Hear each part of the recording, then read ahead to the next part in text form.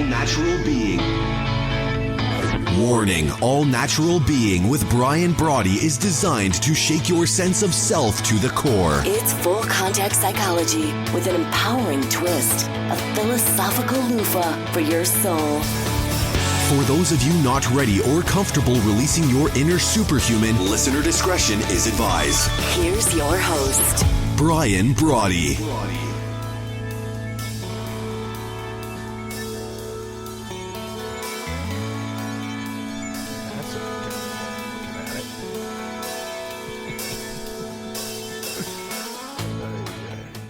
Welcome to All Natural Being. It's Brian. Glad to have you here with me, whether you're listening live this morning, 7 to 8 a.m., or later on the rebroadcast at 11 a.m. Eastern Time, 8 p.m. tonight Eastern Time, right here on IPMNation.com. Thanks for stopping by, clicking in, tuning in, hanging out, coming over, however you got here, or maybe you're listening on iTunes. Thank you for that as well. It really is an honor, as I say to kick off each show, to be able to spend an hour with you, however you get here. And my gig each and every hour is simply to remind you of who you ultimately are. That's my gig. None of the craziness, no peddling of the primrose path. Life can be a challenge at times, but you and I don't have to run from that challenge. So I'm here Monday through Friday to do that. Oh, someone the other day said, well, it's like spiritual survival. So I thought about it a little bit. It's like spiritual survival, spiritual self-defense down to a science. Because in addition to always saying big bang, big breath, you decide, I don't care, you might want to, think it's important to your life, your opinion on how you connect to the divine, how you divine the divine, that's up to you. None of my business. But also bridging the gap between science and religion. So yes, spiritual self-defense down to a science. Because for 30 years now, I've been trying to kick around. I've been trying to uncover, to investigate, playing my little detective role, trying to figure out what compels a human mind to turn against itself. Right? In some cases, ultimately, like my heart's always broken when I hear of people that have committed suicide. But what about the philosophical suicide? What about the spiritual suicide that's the precursor, long before a biological suicide? What about those thoughts we have that turn against us? This constant need anymore, it seems, to just level down our natural potential. So that's why I'm here, 5 days a week, as your spiritual defense expert. To make sure that every time you look in the mirror, you're thrilled with who you see. Does it mean life's easy? No, it's a crapshoot. Doesn't mean it's horrible. Wait, here's something else that fascinates me. Everyone's like, who put the ugliness in uncertainty? Just because the future's uncertain doesn't make it ugly. Who does that? Right? Because we try to plan everything in the future. We constantly have to have our carrots at the end of the stick. I, as you probably know, suggest that you might want to develop a courage for around the corner. Because uncertainty doesn't have to be ugly.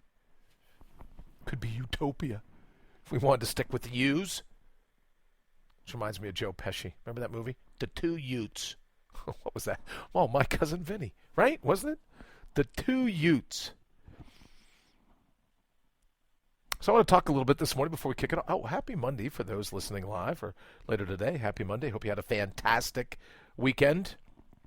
As you know, I was not here. The good folks at IPM Nation, Matt and Jen, running the show. Picked one of our top shows to replay on Friday because I had to run out to Salt Lake City real quickly, do some television segments with a good friend of mine, Keith McCord, out of KSL, talking about surviving all kinds of summer fun, especially if you're preparing to go to Rio and the Olympics. So I had to go out, do some segments. They're going to air on the 1st of August.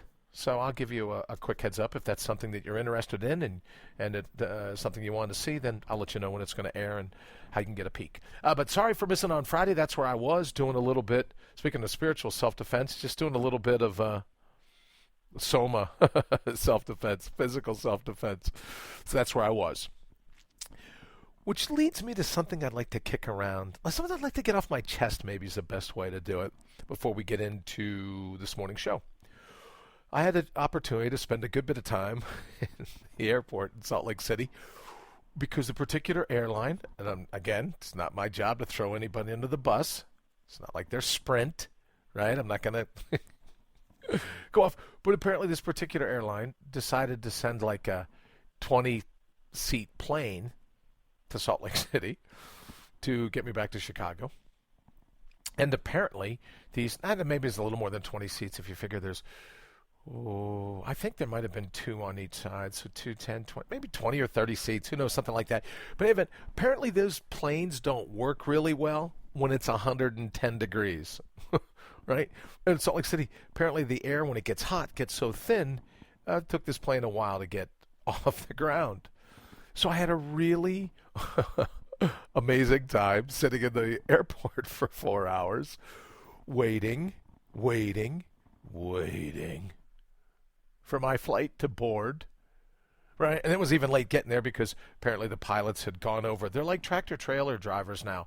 You can only work your rig so many hours, and then you have to have a timeout. You have to take a little break. I don't want you too tired behind the cockpit or in the cockpit behind the steering wheel or whatever you drive to fly a plane, the stick, whatever it is.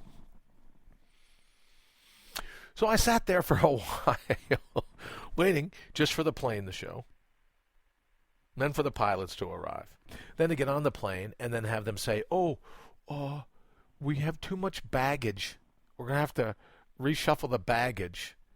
So every bag that was checked at the gate, we're going to have to bring onto the airplane and wedge into the overhead storage so that our numbers balance out, so the weight is right, so that we can get this cattle cart into the air and get you guys back to Chicago, which was great, although somewhat late in the day. And then you get there and you land. And it's always fascinating to me. After midnight, you'd think it can't be a lot going on, but we land, and after midnight, we land, and there's a plane at our gate. And I'm thinking, the pilot comes on and says, we're going to have to sit here for 10 minutes. One of the flight attendants, what did she tell me? She said it's called the penalty box, I guess. So, or something like that. So we had to sit in the penalty box because, quote, our gate was taken. And I'm thinking to myself, well, how does that happen? It's our gate, right? If the pilot came on and said, hey, look, we're trying to bum rush someone else's gate, then you sit there and go, oh, well, okay, we're bum rushing someone else's gate. But when they come on and say, our gate is taken, how does that happen? It's like our gate. So in any event, we sit there, I don't know, another 20 minutes, something like that, waiting to get to the gate. And then, because all the bags had to be reshuffled because we were too heavy to get this tube with wings into the air. So then you get off the plane, you wait another 20 minutes for your bags to be delivered. So that's a little bit of my flight back from Salt Lake City.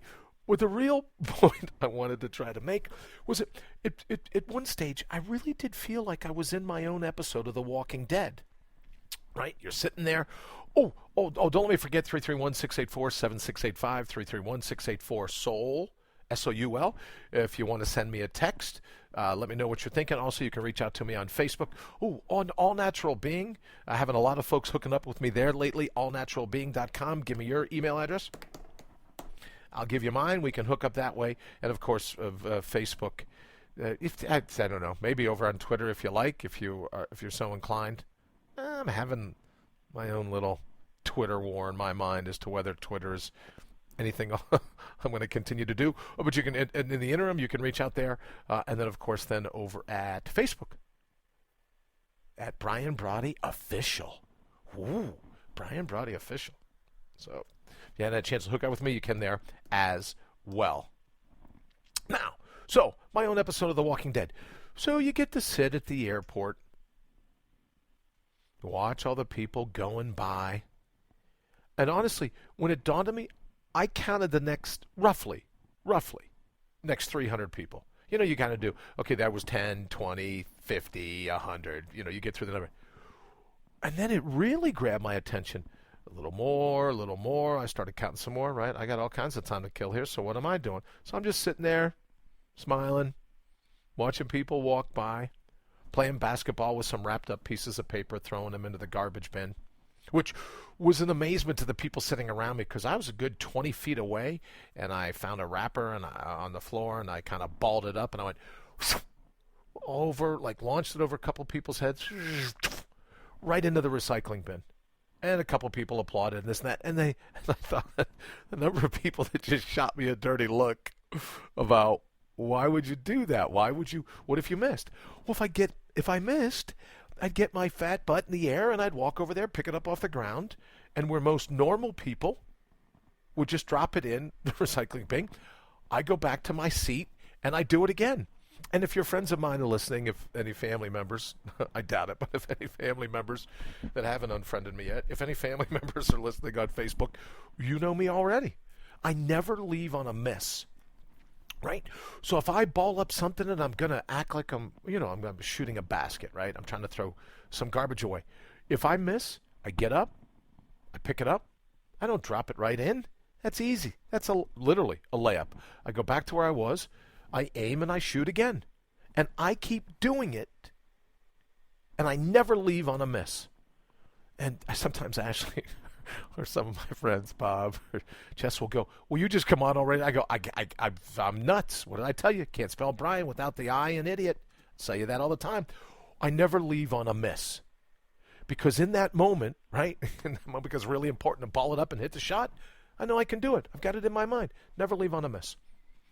So I hit it first time. Some people applauded. Other people looked at me like, "What? Why would you do that?" And I go, "Well, it's trash. There's the trash receptacle. Don't want to give up my seat," right? I was right next to an outlet where I could plug in my iPad. Don't want to lose my seat. So I threw it and hit it. So that was a little bit of excitement there for the people sitting around me. But I noticed as I started counting the number of people, all these people, I'm assuming they're either at the airport because they wanted to be in Salt Lake City, right? I don't know where they're walking. I'm just sitting there. People are going up and down the aisle. Or they're on their way home, which I'm thinking might be pretty cool if you're traveling for work and you're getting ready to go home. It's Friday night. They would be maybe fired up about that. But here's why I say it was like an episode of The Walking Dead.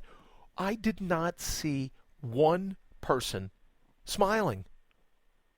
Just smiling, like a look on their face that they were either enjoying where they were enjoying where they were going to end up either way, either Salt Lake City or going home.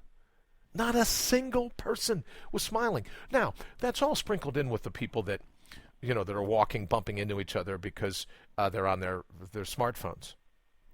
They're on their smartphones and they're texting or they're talking.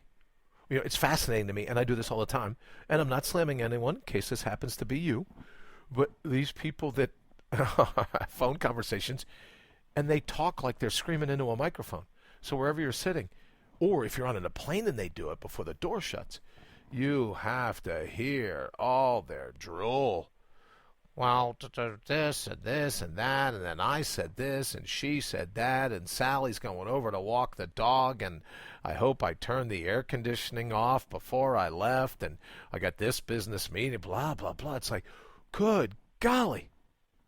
So what I normally do is I put my headphones in, and I turn on what's called brown noise.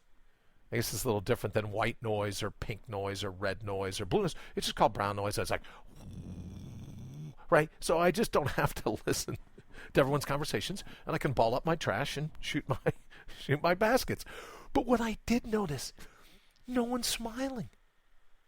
Just going through the motions, like just tailored for the treadmill. Just going through the motions. And I want to talk about that later this morning because there's really, I'm calling it in segment number 1, smile like you deserve it. Because truly, the greatest weapon against any stress is a smile. And that's just not me being all philosophical. You know me. I'd rather stab myself in the foot with a spork than admit to anything Pollyanna, right? The primrose path. But there's some science behind it. Want to alleviate a stress? Bust out a smile. So I'm just fascinated. As I sit there, no one smiles. So I just keep smiling. People look at me.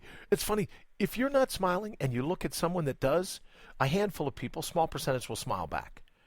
Another percentage of people actually pick up their pace and then look away like you're smiling because you're going to hit them up for change or maybe a bite of their sandwich, right? You never know. Or maybe they can carry your bag or, maybe just someone to talk to. So I just smile there and keep smiling. Sit there and keep smiling at people. I really am waiting one day for security to roll up right on their bicycles. Used to be Segways. Now the cops in Salt Lake City, they ride mountain bikes. You can barely get through those corridors. It's kind of small airport. You can barely get through the corridors. Oh, but we have to have patrolmen on mountain bikes. It'll allow them to respond a lot faster. I'm really not going to be surprised one day when a patrolman pulls up and says, "Oh, we've had a complaint, sir." Why? Oh, because you're just sitting here smiling. You're clearly sticking out like a sore thumb. What's up with you? That's what I'm waiting for. So I'll keep you abreast. I'll let you know if that happens. But that was my episode of The Walking Dead because nobody smiles. Nobody smiles anymore. It's fascinating to me. All right, so the second thing I want to get to, just so I can kind of clear my mind, get it off my chest. You know what I mean? Just be done with it so I can say, oh, I saw this. I mentioned it. It may be helpful to other people. I received a couple different videos this morning. And thank you very much for the people sending the videos, sending me the texts, the tweets, the whatnots, let me know what's going on in their life. And always they send some things, they suggest, this would be pretty cool. Maybe you want to talk about this. So I have a couple of those this morning I would love to talk about. The first thing is I got a link from a motivational company, a company that records motivational videos, which in and of itself, I was surprised that they would send it to me because when, I talk about a motivational cartel or, the higher consciousness cabal. But in any event, this video is called Focus on Yourself. And I found myself for just a second, okay, focus on yourself. Now, this isn't about being compassionate or altruistic or narcissistic, hedonistic, any of those things.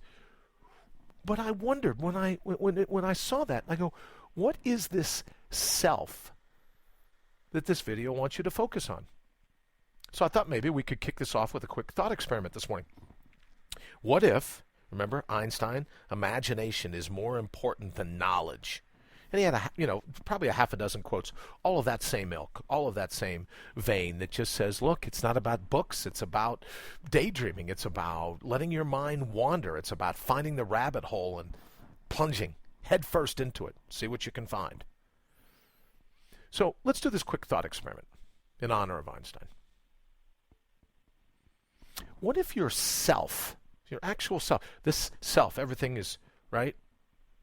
Everyone's so fired up about.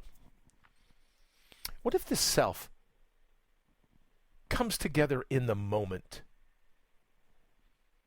What if this self emerges, it unfolds, and it transforms one instant at a time? So just imagine for a moment, there's no self an hour ago, there's no self an hour from now. But we talk about the truly unimaginable power of living in the present moment. We talk about the power of now, if you like Eckhart Tolle's works, which I do. The power of now. Well, what if there's a power in the now? Because what if that's when your self exists? In this instant, right now. Outside of this instant, it's either a memory or a fantasy. But what if your self truly does emerge, unfolds, and transforms in this one instant in all of time? So there is no focus on the self yesterday or tomorrow, but in this moment, right now. And then that's what you and I do. We craft this self that everyone's so fired up about, our interpretation of who we are in our mind, not our soul, but our self, our sense of self. What if we craft that in the moment? And if that's true, how will you craft this moment? Because ultimately there'll come a time where you'll have to ponder, who will you end up? who will you be? And if we're one big bag of individual selves, then this moment truly does have the power. Because what happens to you later? Not going to matter. What happened to you yesterday? Not going to matter. You got a portage, right? You got to bag that stuff in. But focus on yourself. What is this self? If we don't craft it in this very instant, it's either a memory or a fairy tale or a fantasy about what we're going to be in the future, what we're going to do once we arrive. Well, what if the only place our self can arrive is in this very instant, right now, this teeny tiny little sliver in all of time? What would you do with it? If you didn't have to carry in any baggage, what would you do with the self as it emerges, as it unfolds, as it transforms in this one instant in all of time? What would you do with it? Who would you be? Who would you end up at the end of this instant? So those were my 2 thought experiments for this morning. I had a third one, but I'll share it for later. Oh, here's the thing.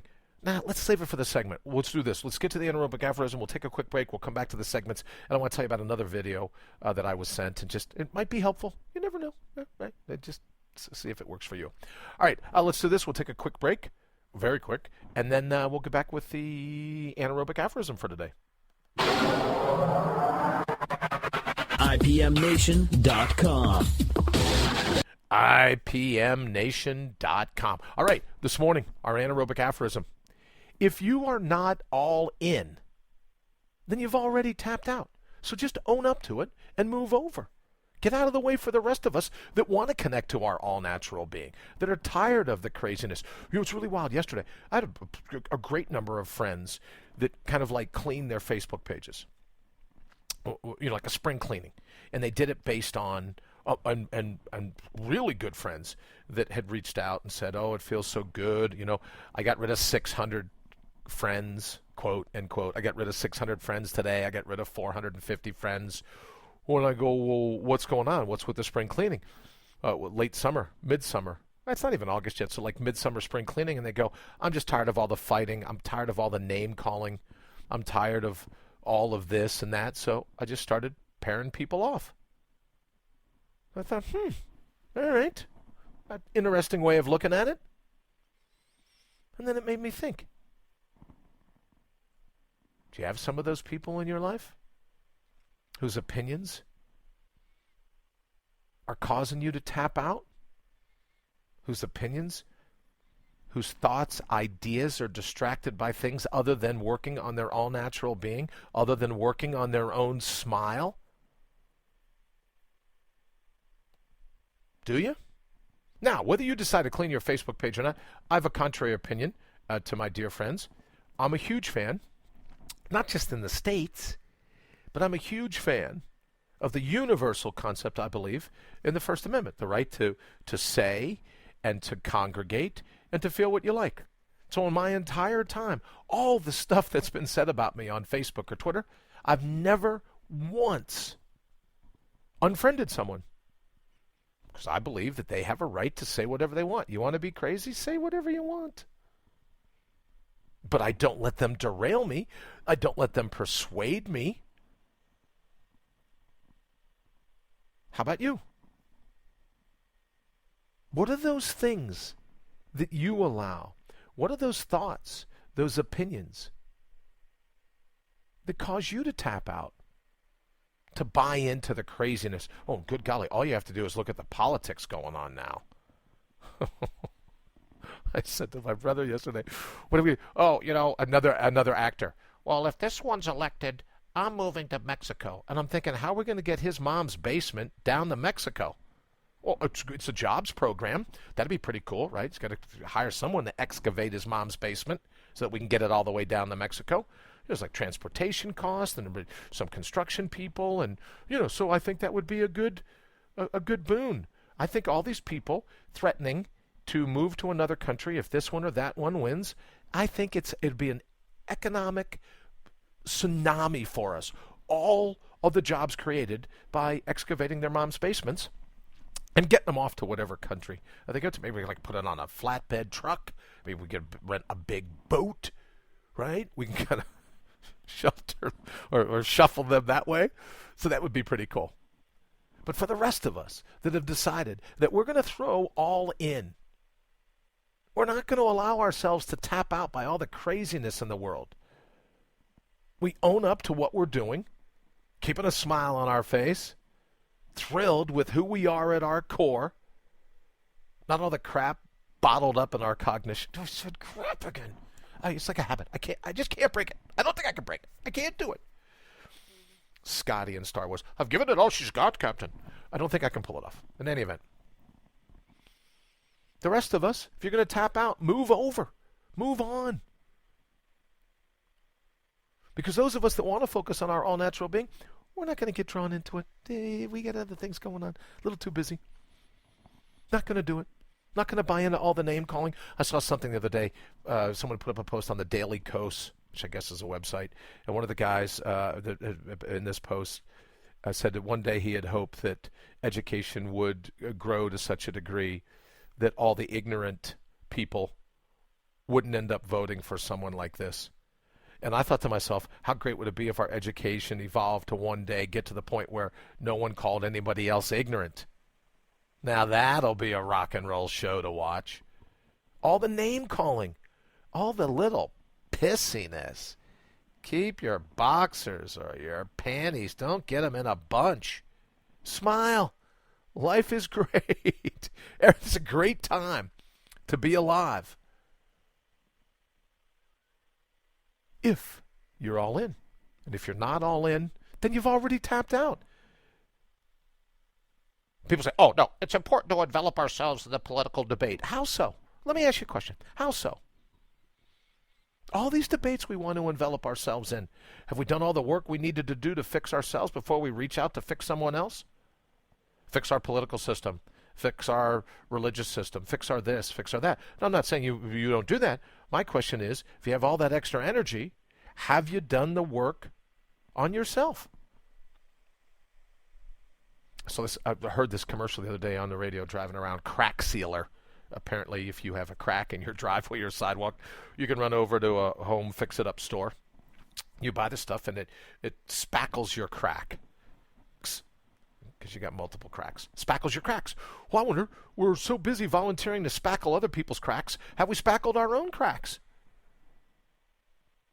Have we tapped into our all-natural being? Are we grounded? Are we happy? Are we thrilled with this life? Or do we want to envelop ourselves in the name-calling and the debates and just the vitriol going on? I see why my friends wanted to scrub all their Facebook friends. Not all of them, but the ones that are just, all they want to do is attack people. All they want to do is have something mean to say. Or are we busy trying to spackle other people's cracks when we haven't filled our own? Everyone's a pincushion. It just seems like the political season pulls it out. Everyone's a pincushion. Can't say anything. Can't do anything. Heaven forbid you have an opinion. Good golly. But for those of us that are all in, we're not going to be enveloped in the mashugana. We're just not going to do it.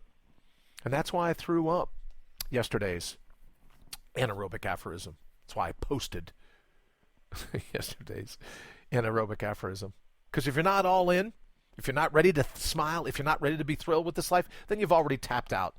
You're buying into the media. You're buying into all the other spin, all the other programming, all the other indoctrination, all the things that go on, all the craziness. How does that make you smile? How does that make you smile? Is the world a perfect place? No. Is your life a perfect problem? Mine isn't. If you got a perfect life, God love you. But is your life so precariously perched on an edge of whatever, on the abyss, that there's a reason to be so hateful? I just not going to buy into it. And I suspect if you've been listening to this show for a while, you're not going to buy into it either. All right, let's look at the 3 segments this morning before we run to the bottom of the hour. Oh, it's already the bottom of the hour. Brian, will you pay attention? All right, so here we go. Segment number 1. Smile. You deserve it. And I still believe, this is my quote, this quote from Brian Brawdy, the greatest weapon against any stress is a smile. That's why we talk all the time about the best acronym. And we'll get to that in just a minute. Segment number 2, we're going to talk about enough bubble wrap. Well, that's the title I gave it, enough bubble wrap.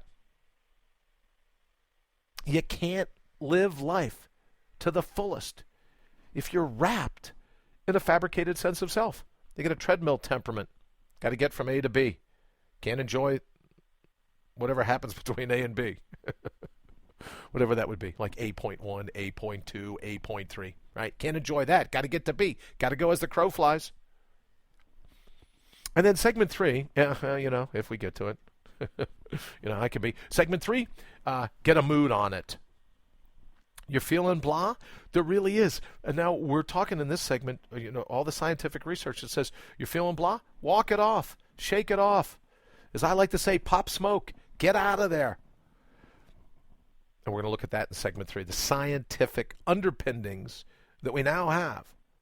Researchers, time and time again, prove. What was it, William James? If you want a particular quality, act as if. Well, if you want to be happy, get out and act as if you're happy. Sit around planning. I'll be happy tomorrow in an hour. I'll be happy when the news is over.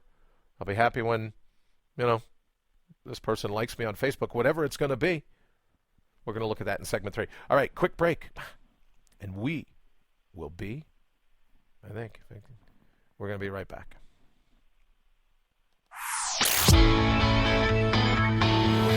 You're listening to All Natural Being with Brian Brawdy. How much longer will you let them hijack your head and your heart? All right, well, that'd be easy one to pile on today, talking about hijacking your heart and your head with all the political discussion. All the political junkies come alive every 4 years. They're like cicadas. You ever wonder that? Not the people themselves, just their philosophies are like cicadas. They fall asleep, and then they come out, and everyone runs around screaming, hollering, pointing fingers, threatening to move to, well, please don't move to Belize, but, threatening to move out of the country. But what about you and me? What if we don't let our hearts and our heads, what if we work on dovetailing them? We won't allow them to be hijacked. Not going to happen. And I think in no greater way is that evident everywhere in the world, is that no one smiles anymore. You go to any airport, see if you see anyone smiling. I mean, if they're not yammering away on their cell phone or, just sending texts, looking down, walking, bump into someone, and then act like they're shocked that they bumped into someone. Well, you're not walking where you're going.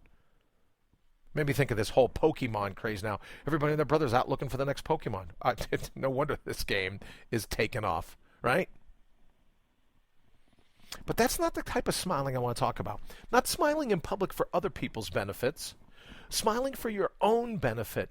Countless research now out there that says, look, William James, all those years, act as if. He was right. Maybe our mood really does follow our body. And when we smile, our body goes, wait a minute, he's smiling. What's up with that? All right. Because remember, my opinion is the mind isn't all that bright. The mind isn't all that sharp, at least some portions of it. So when you get into a situation and you're smiling, the mind goes, hey, wait a minute, I didn't get a memo. Nobody texted me. Did you check the email today? Why are we smiling? Why are we smiling? There's got to be something up. What does he know? What does she know? I don't know. All right, I'm going to get on board. I'm going to get on the bandwagon. I'm going to jump on the train. I'm getting on at this stop.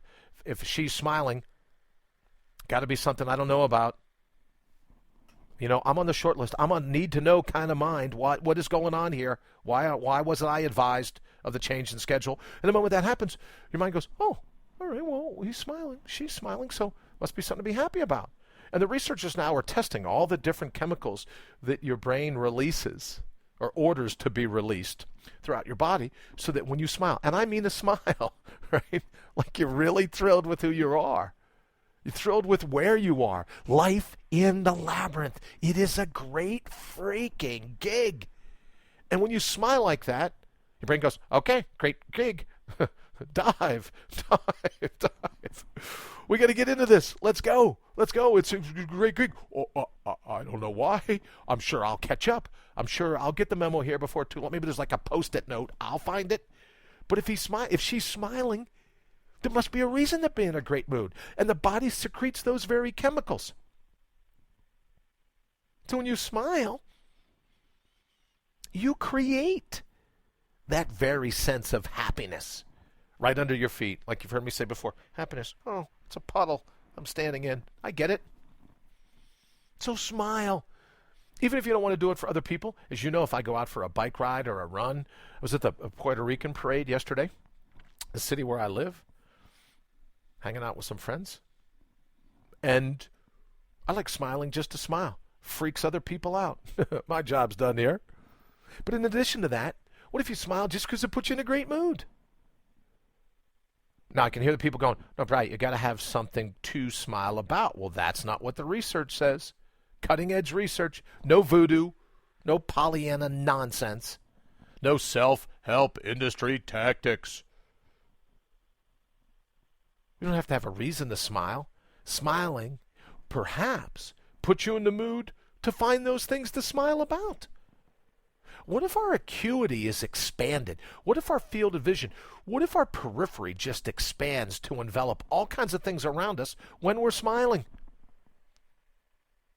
And you go, ooh, I look at that right there. Or, oh, look what I just found. Oh, how cool is that? Maybe that's what it does. Maybe a part of our smiling, in addition to all the chemicals that it secretes, maybe a part of our smiling hones our vision, gives us a sense of acuity, widens, increases the height, the depth, the width of our periphery. And you go, oh, look at that. I found something to smile about. And then, what if the process just becomes a self-reinforcing loop? Oh, well, I'll smile. That'll cause me to open up my eyes a little bit, pull back on my shoulders, get a nice deep breath in. Oh, look at that. Look what I just found. And then you're smiling. So then you're smiling, and it increases your periphery again. And then, oh, look, something else to smile about. But it all begins with that action of a smile. Now, I don't want you to think, oh, Bri, that's very nice. You sat in the airport at Salt Lake. Now you're all into smiling. One could offer that. But let me say this. I also wanted to bring up an article this morning from Science Blog, which I thought was really cool. And we don't have time this morning because, right, it's me. I went on about my experiences over the weekend. But here's what I do want to talk about. As you know, we've probably talked about it before, a cognitive behavioral therapy, where you focus on what your thoughts are. Right? Some people call it from the inside out. You focus on your thoughts, and because you focus on your thoughts, you make your life better because you go, oh, why am I thinking like that? Right? Cognitive mind, behavioral therapy. But now, researchers, brain and behavior researchers all over the world are coming up. Well, it's been around for a while, but they're talking about what's called behavioral activation. Is just as good in some cases as cognitive behavioral therapy. So you ask, what is behavioral activation? What some called an outside-in treatment? It does the inverse. This treatment helps people make the link between their behavior back to their mood. So they don't try to affect their mood first. Behavioral activation says you affect your behavior first, and then your mind dovetails with whatever mood. So they're talking about people that have depression, people that are, even unhappy, unfulfilled. They're sad in some way. And they're going, hey, look, maybe you need to get out and get moving. Do a little something. Maybe instead of waiting for a reason to smile, smile and see if the reason isn't attracted to that smile. Could be. What if your smile magnetizes? Again, right? One big thought experiment this morning. What if your smile, your heartfelt smile, magnetizes the fingerprints of Providence? What if a heartfelt smile gives you the courage to see around the corner in the labyrinth? What if a heartfelt smile, and you go, Brad, I got nothing to smile about? Well, it makes me think, you ever go to a funeral, have a casket, open coffin, I don't think I'll end up in a coffin. I think I'll go the cremation route. But if I were to end up in a coffin, I'd hope the undertaker, caretaker, mortician, I guess, I would hope they mold a huge smile on my face. I don't want a somber look. I don't want my lips pursed. I want them to mold my face, duct tape underneath me, whatever they got to do. But I'd like to be able to look down on my body and go, man, that's a hell of a smile that boy's got there. Sorry, I got sidetracked. Another pigeonhole. Another rabbit hole that is the mind of Brian, right? So that's what I'd like. I'd like a big smile. If you're a family member listening and I pass away anytime soon, I'd like the mortician to put a huge smile on my face. That's how I want to be lying there. But in our waking times, what if this behavioral activation is true? What if when we smile, all kinds of evidence opens up for us about what we're supposed to do in the moment? We talked earlier about the unfolding in this particular instant. What if the self is only there long enough to see the evidence of that very instant, that moment at hand? And if you miss the evidence, that self recollapses back into the unknown. Then you really are charting your course. In every moment when you find the evidence, you find the fingerprints of providence right now, in this moment. Imagine just for a moment that we're right. The people that believe in all natural being are right. And that when you say, I'm in, I'm ready, I'm willing, I'm able, let's see the evidence, let's look for it, let's figure this out. What if we do it with a smile on our face because we're thrilled to be here, we're thrilled to be in the labyrinth, we're thrilled to be in the hunt that is life. We're not all caught up. Oh, if this one's elected, I'm going to do this. If this one's elected, I'm going to do that. Great. Maybe spend an hour a day going off on your political affiliations, your religious affiliations, this one or that one. Let the media continue to derail you. Maybe so. But what if for 20 minutes a day you go, I'll leave that. I'm not going to get involved. What is it going to matter? Leave it be. And for that 20 minutes, you're just thrilled with who you already are. And you smile like you mean it. What if that soulmate you've been looking for is just on the other side of a heartfelt smile? What if that break in business that you've been looking for is just on the other side of your heartfelt smile?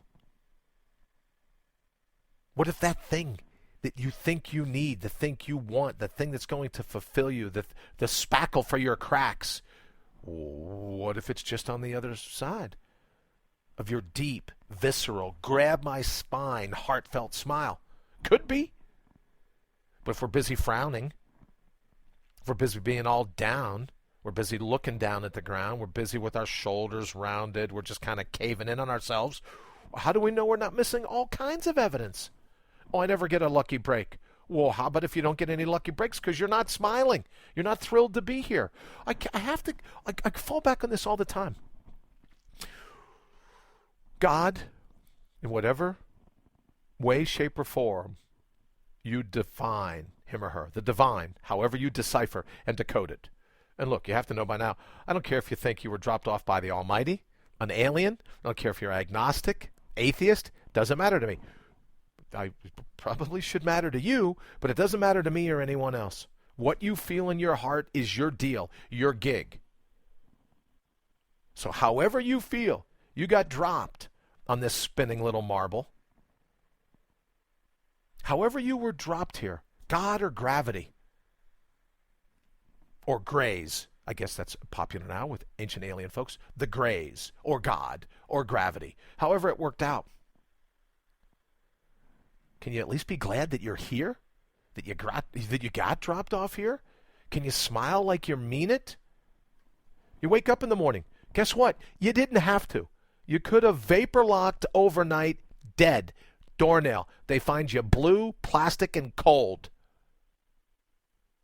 So if you do wake up, we could smile, if for no other reason other than that. Instead of dragging ourselves out of bed, you have friends like this, and great friends of mine are like that. Say, "Oh, don't talk to me until I get my first cup of coffee." I don't drink coffee. So I don't know that. A lot of people joke about Brian on caffeine. Nothing good can come from that. He's crazy already. But what if you just started out your day, 20-second victory? If you committed, today's Monday, right? Or whenever you're listening, make this the beginning of your week. If you committed, the moment the alarm goes off, give me 20 seconds. Give me 20 seconds. Just 20 seconds to be your own best friend, to be your own biggest fan, to get off your own back. Start off your day the moment the alarm goes off. Breathe in, exhale, scan your horizon, and this time think of all the things that you have to smile about, that you have to be grateful for. Now, I know your mind's going to rush in right away and going, oh, that's a small list compared to everything that's wrong with life. It looks like XYZ is going to win the presidency. My life is derailed. It's all over for me. Might as well just grab a hairdryer, plug it in, and hop into a tub full of water. Ooh, okay, outside of all that craziness, for 20 seconds, breathe in, exhale, scan your horizon, or in this instance, let a smile come to your face, and then take account of all the things that you truly have to be thankful for. And this doesn't have to be a religious thing. You have to say, I call it gratitude without a target. All those things that you could be grateful for in this moment, right now. And I promise you, at the end of that 7-day period, it's going to have changed you. I said earlier I was going to talk about another thing that was sent to me. It was a thing where people offered me this class. If I wanted it, I could take it. It was guided meditation. And I'm thinking, guided meditation? Oh, yeah, some guy with a really deep voice. Or some of the classes were women with really deep voices. Really deep, sultry, slow, calming down, telling you, talking you through, guiding you through a meditation. Where's that spork whenever I need it? Let me stab myself in the foot again. Gratitude can guide your meditation. The simple fact that you need another person's voice to get you to that point means you're at a point you don't want to be. Because meditation, all it is attentiveness. And if you need the sound of my voice to make you attentive, you're not attending to your own whisper. And I think the quickest way I've proven to myself, I know after 30 years of doing this, quickest way to be able to hear that still small voice is to do it with a smile on your face. You smile, that's all the guided you need. That puts the G. Gratitude puts the G in your guided meditation. Because when you go into any meditation, thankful for the fact that you're even able to sit here and meditate, game over. You're already winning. And then you watch the thoughts pop up.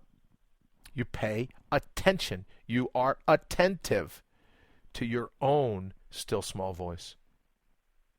Not some guy with a voice like Barry White. Picture yourself. No thanks. I'm good. Pause. Be your own guru. Let gratitude guide your meditation. And then you're going to be all set. All right, take a quick break. We'll be right back. Let me see. You'd figure out after all this time, just click on this button right here. Apparently, I got to guide myself through my own meditation and work on the board again. Okay, we'll be right back. You're listening to All Natural Being with Brian Brawdy. Because it's never too late to take your life back. It's never too late to take your life back, to guide your own life, and you do it with gratitude because you don't have to be here. If you're here, you and I have a reason to smile. It is a great freaking gig. Let me ask you, do you ever get up and you go, oh, that is just fantastic? When was the last time you allowed yourself just to be thrilled with who you are?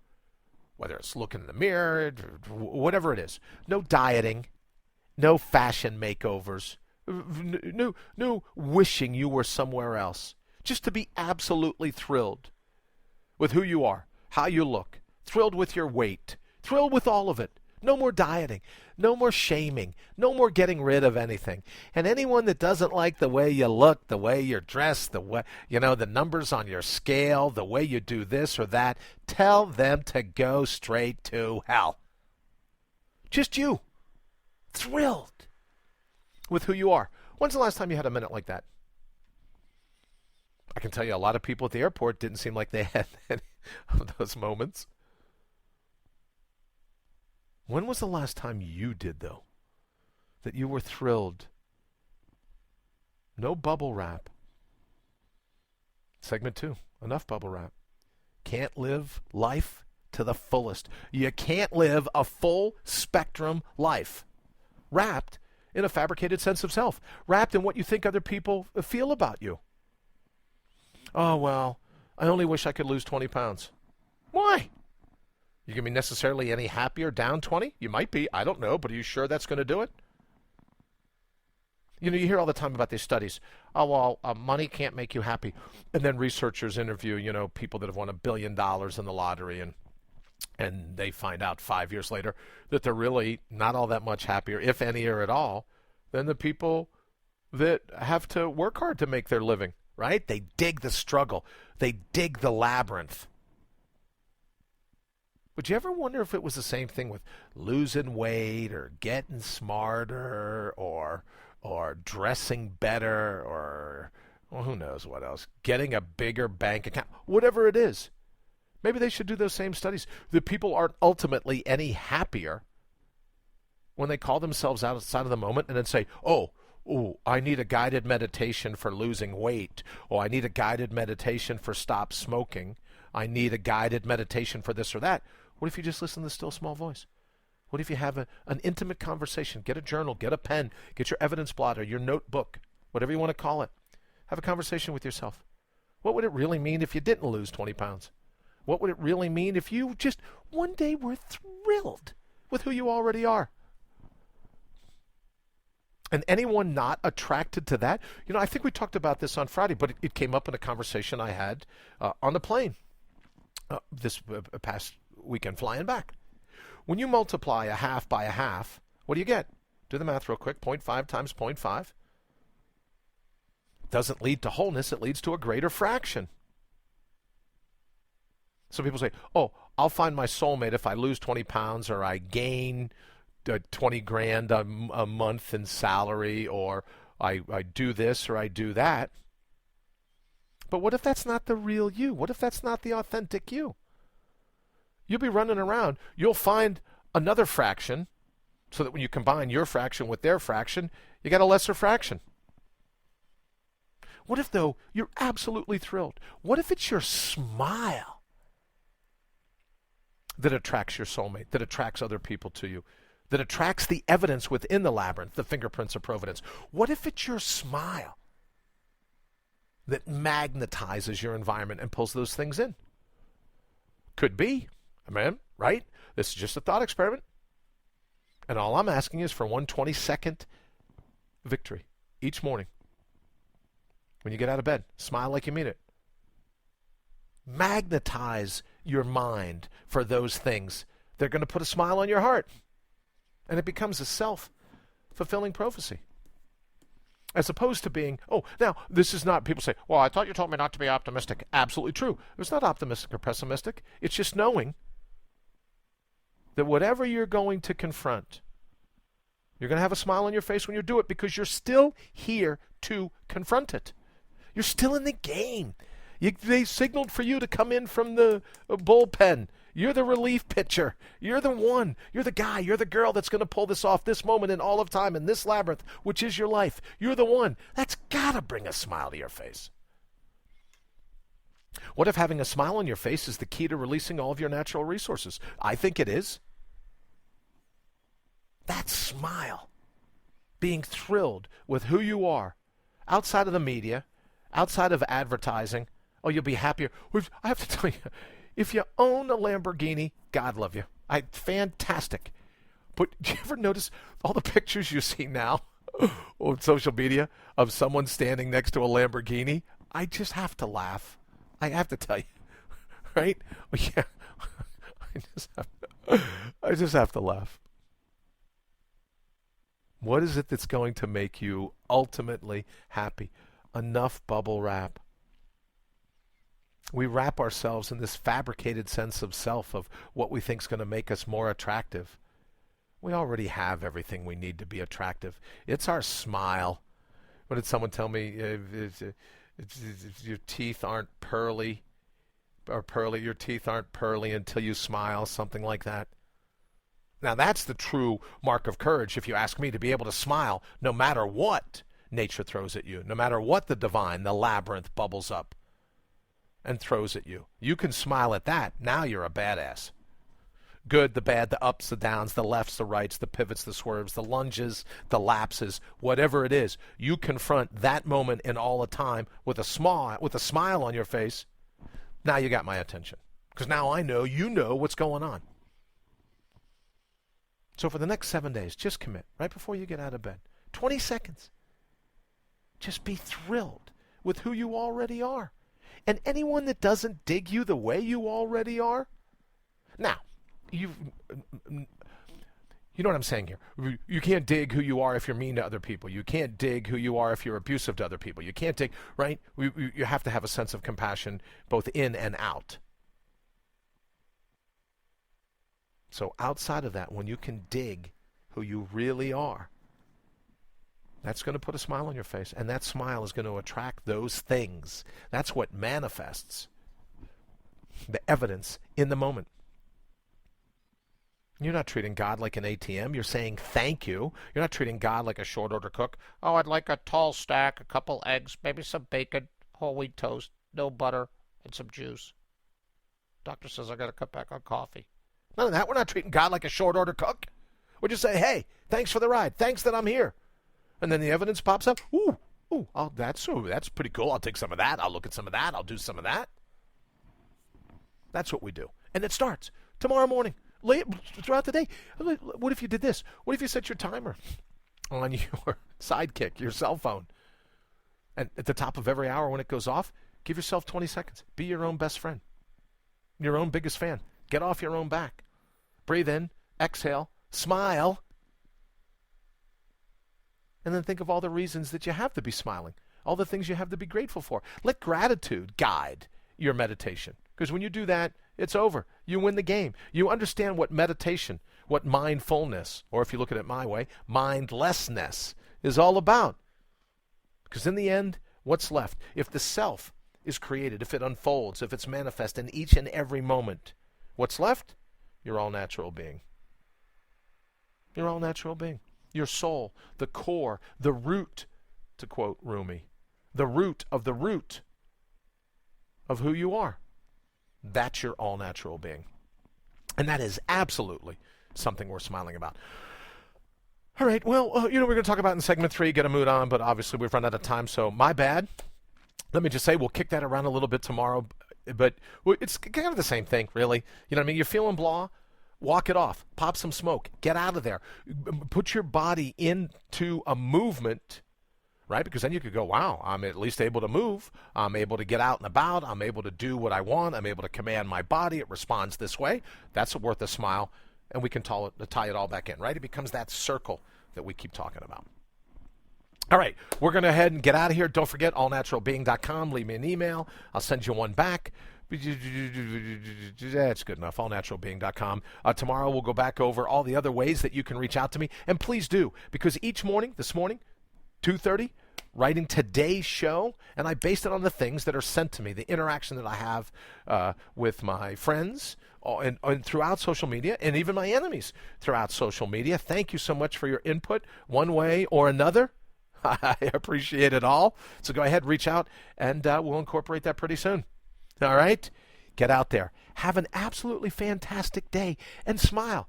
You're a badass already. Quote Jen Sincero. You're a tough guy or a tough girl already. You have everything you need just to kick in the door, to come in hot, light up this moment. And it begins when you remember who you are, and that is absolutely something worth smiling about. We'll see you tomorrow.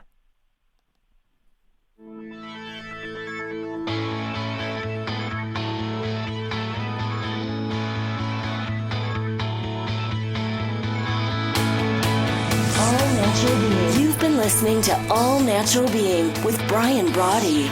Join us live every Monday through Friday, 7 to 8 a.m. Eastern.